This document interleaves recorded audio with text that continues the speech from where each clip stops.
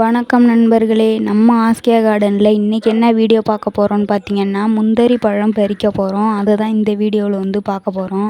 பாருங்கள், இது எங்கள் ஊர் பக்கம்லாம் இதுக்கு பேர் முந்திரி பழம். உங்கள் ஊர் பக்கம் நீங்கள் என்ன பேர் சொல்லுவீங்கன்னு சொல்லுங்கள். இதுக்கு நிறைய பேர் சொல்லுவாங்க. ஆனால் என்னை பொறுத்தளவு இது மாதிரி முந்திரி பழம் தான் நாங்கள் சொல்லுவோம். நீங்கள் இதை எப்படி சொல்லுவீங்கன்னு மறக்காமல் கமெண்டில் சொல்லிட்டு போங்க. இந்த வீடியோ ஸ்கிப் பண்ணாமல் ஃபுல்லாக பாருங்கள். ஆஸ்கியா கார்டன் யூடியூப் சேனலை உங்களுக்கு பிடிச்சிருந்ததுன்னா கமெண்டில் சொல்லிட்டு போங்க. நீங்கள் ஆஸ்கியா கார்டன் சேனலை மறக்காமல் சப்ஸ்கிரைப் பண்ணுங்கள். ஆஸ்கியா கார்டன் சேனலில் போட்டிருக்க எல்லா வீடியோவுமே விவசாயம் சம்மந்தப்பட்ட வீடியோ தான்.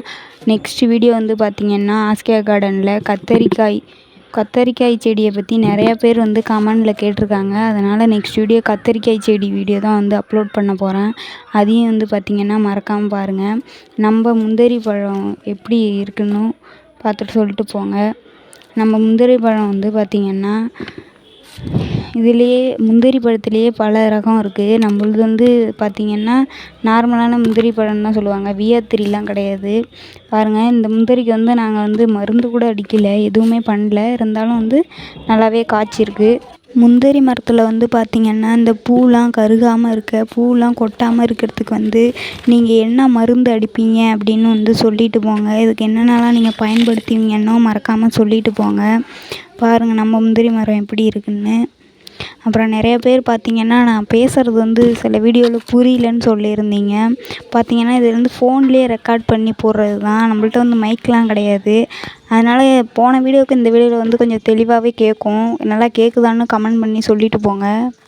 அதேமாதிரி பார்த்திங்கன்னா, முந்திரி பழத்தை இதுக்கு முன்னாடி நீங்கள் சாப்பிட்ருந்தீங்கன்னா கமெண்டில் சொல்லிட்டு போங்க. உங்களுக்கு முந்திரி பழம் டேஸ்ட்டு பிடிக்குமா அப்படிங்கிறதையும் கமெண்டில் சொல்லிட்டு போங்க. பாருங்கள், நம்ம பார்த்திங்கன்னா முந்திரி பழத்தை பறித்து ஒரு வாளியில் போட்டு நம்ம இப்படி தான் அதை போய் ஒரு இடத்துல கொட்டி, அப்புறம் முந்திரி பருப்பு தனியாக முந்திரி பழம் தனியாக எடுத்துகிட்டு போவோம். இப்படி தான் நம்ம செய்வோம்.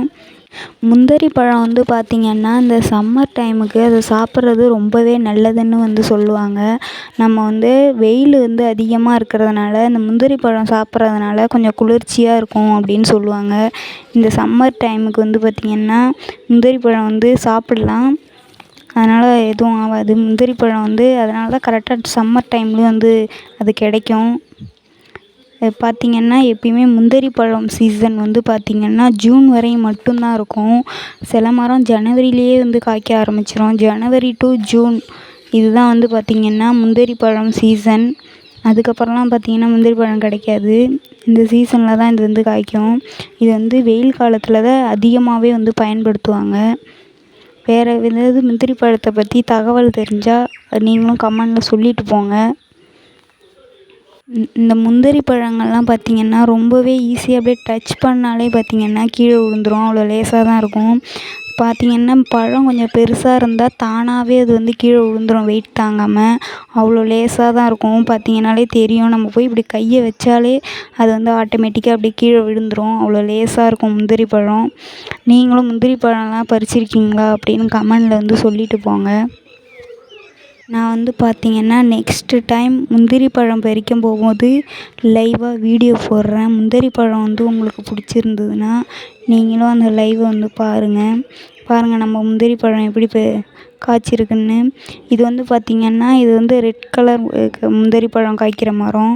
அதுலேயே பார்த்திங்கன்னா எல்லோ கலர் காய்க்கிற மரமும் இருக்குது. இது பார்த்திங்கன்னா ஃபுல் அண்ட் ஃபுல் பாருங்கள், ரெட் கலராகவே இருக்கும் இந்த பழம்லாம். இன்னொரு சைடு நம்ம பார்த்தோம்னா அது ஆப்பிள் மாதிரி காய்ச்சிருக்கும். அந்த பழம் கொஞ்சம் டிஃப்ரெண்ட்டாக இருக்கும். பாருங்கள், முந்திரியிலே பார்த்திங்கன்னா அது மரத்துக்கு மரம் வேறுபடும்.